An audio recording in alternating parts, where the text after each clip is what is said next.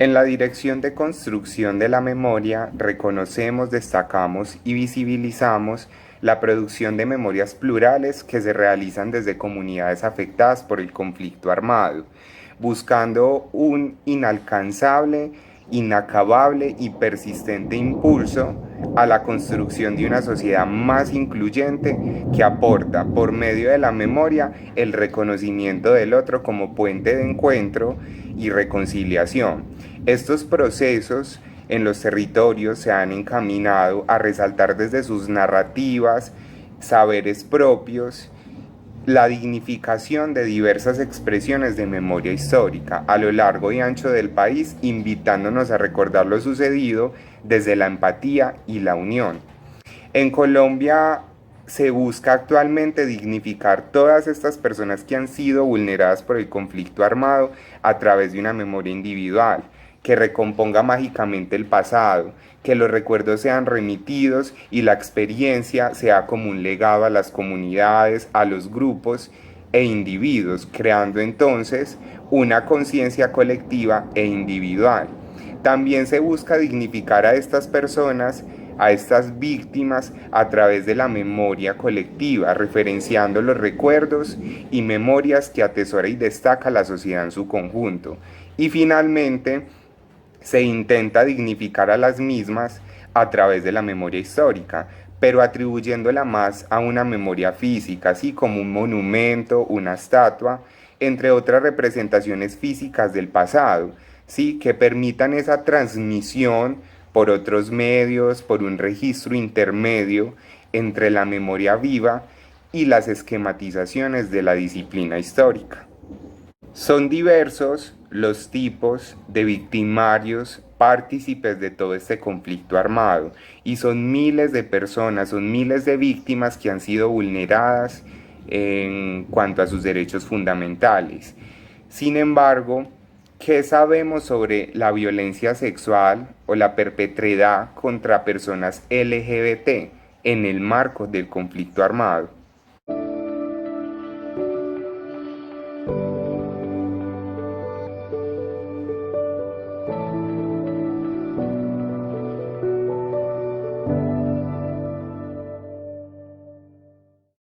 Es necesario y se vuelve una necesidad traer en contexto a la comunidad LGBTI, dado que la comunidad y como miembro de la misma hemos sufrido de constante violencia, violencia por el prejuicio que se ha cometido sistemáticamente.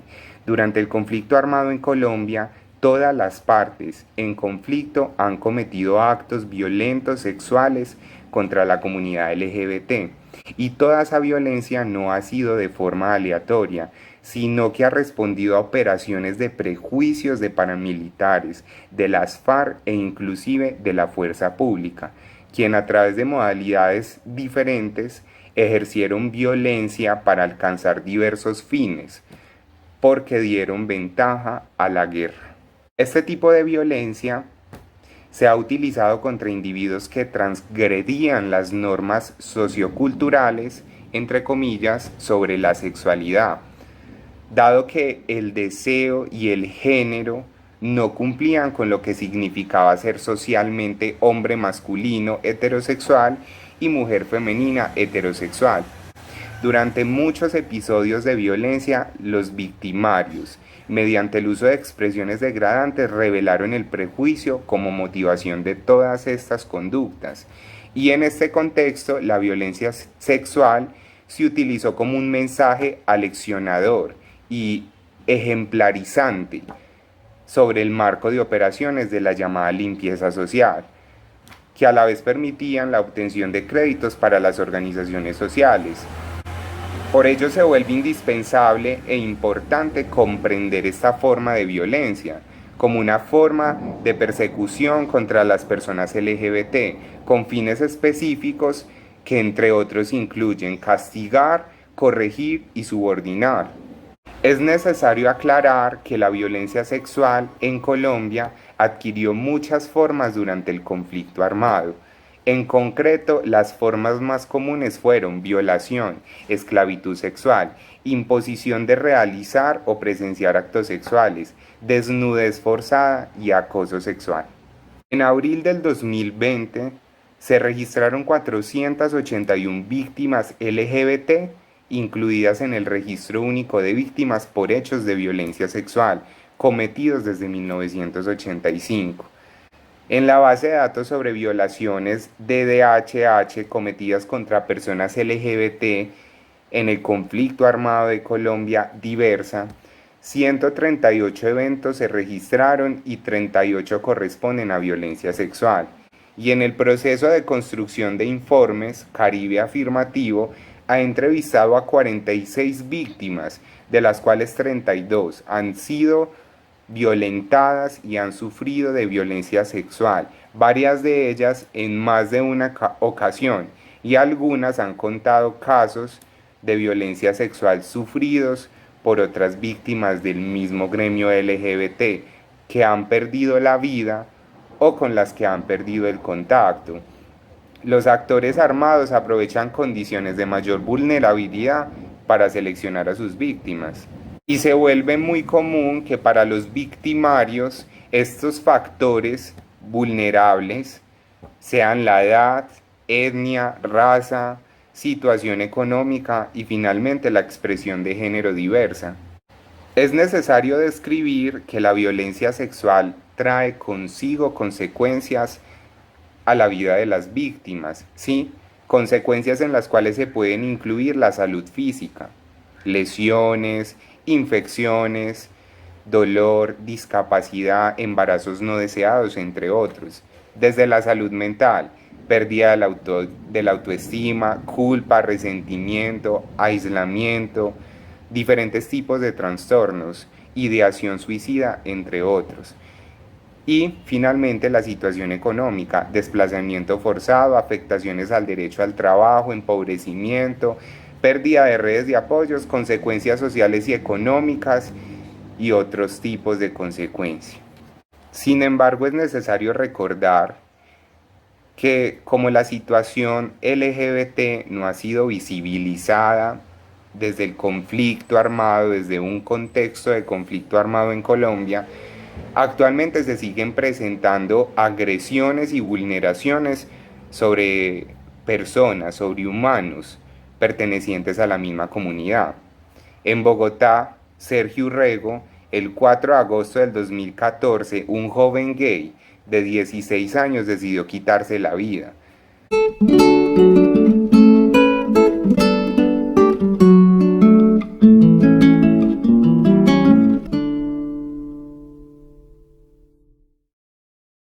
Dejaste a tu abuela dejando disculpas por haberte ido antes que ella, pero recordando sus manos, su sabiduría, sus caricias y su manera de mirar.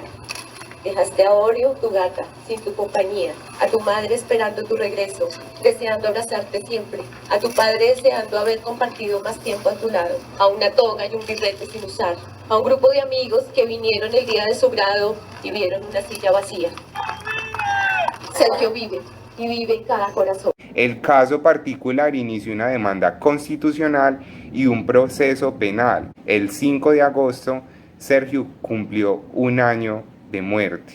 El adolescente que se suicidó víctima del acoso y la discriminación ejercida por las mismas directivas del colegio es recordado hoy en día por sus amigos como una persona amante de la poesía, la literatura, la música y sus proyectos que tenían una finalidad de cambiar el mundo. Planeaba estudiar ingeniería ambiental y se reconocía a sí mismo como una persona consciente de su orientación sexual. Se ha evidenciado entonces que el estigma social, el sexismo y la homofobia han detonado violencias de género, violencias sexuales y violencias autoinfligidas, como la de Sergio, que han transgredido los derechos humanos de esta población, ya que estas personas han visto afectada su vida, su salud física, mental, social, su integridad, su libertad e igualdad, entre otros aspectos. Todas estas violaciones se convierten en una problemática de salud pública, pues históricamente no solo han involucrado a minorías sexuales, sino también a mujeres, niños, niñas y adolescentes. También encontramos el caso de Chantal, una joven transgénero de la ciudad de Medellín, Antioquia. Entre el 1 de enero y el 25 de junio del 2020 se registraron 4 presuntos transfeminicidios de personas de los sectores LGBT, según la clasificación de la Comisión Primera del Consejo de Seguridad Pública para las Mujeres. Chantal era una joven de 19 años.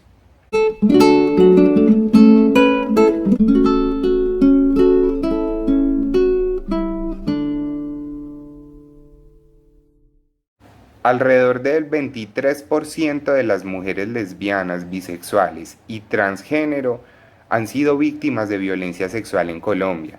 Entre el 2015 y 2018 se registraron menores de edad. Finalmente encontramos el caso de Luis, desde Sincelejo, Sucre. Luis Álvarez, de 17 años, estaba caminando por su barrio Altos del Rosario de la ciudad de Sincelejo, cuando un vecino de su misma edad empezó a insultarlo por su orientación sexual. No era la primera vez que lo hacía. En muchas ocasiones, Luis había sido el blanco de insultos únicamente por ser gay. Según él, su vecino era el principal agresor. Se le pasaba diciéndole, entre otras expresiones despectivas. Luis decidió responderle y defenderse, pero el otro adolescente tomó un machete. Luis quedó sorprendido y paralizado, pensó que el gesto era solo una amenaza, pero el joven utilizó el machete para arrancarle el brazo a Luis, quedando la mitad de su brazo.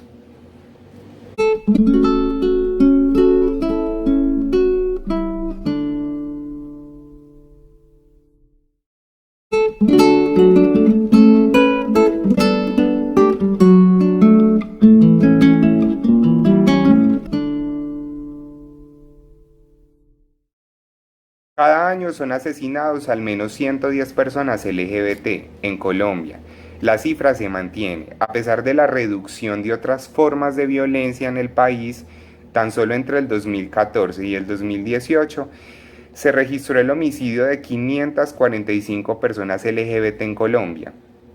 El avanzado reconocimiento legal de derechos de personas LGBT en nuestro país ha llevado a muchas personas a pensar que los actos de violencia contra esta población desaparecieron, que las barreras para acceder a la justicia ya no existen y que por fin el Estado tiene la voluntad política genuina para prevenir la violencia y crear políticas públicas para combatir la discriminación contra la población LGBT.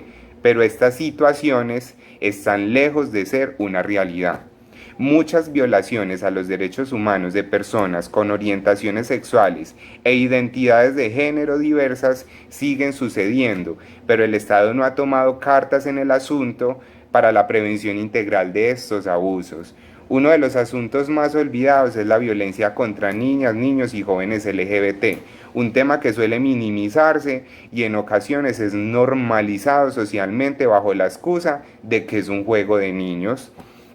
Finalmente, se busca la visibilización de la comunidad LGBT desde un conflicto armado, desde un contexto de conflicto, pues como miembro de la comunidad y la misma comunidad en sí, nos hemos visto afectados y vulnerados. Se pretende que a través de la exposición de estos casos, de las cifras y de toda una construcción de memoria histórica individual y colectiva, se genere esa conciencia con empatía, con respeto y responsabilidad para no seguir cometiendo los mismos errores. Muchas gracias.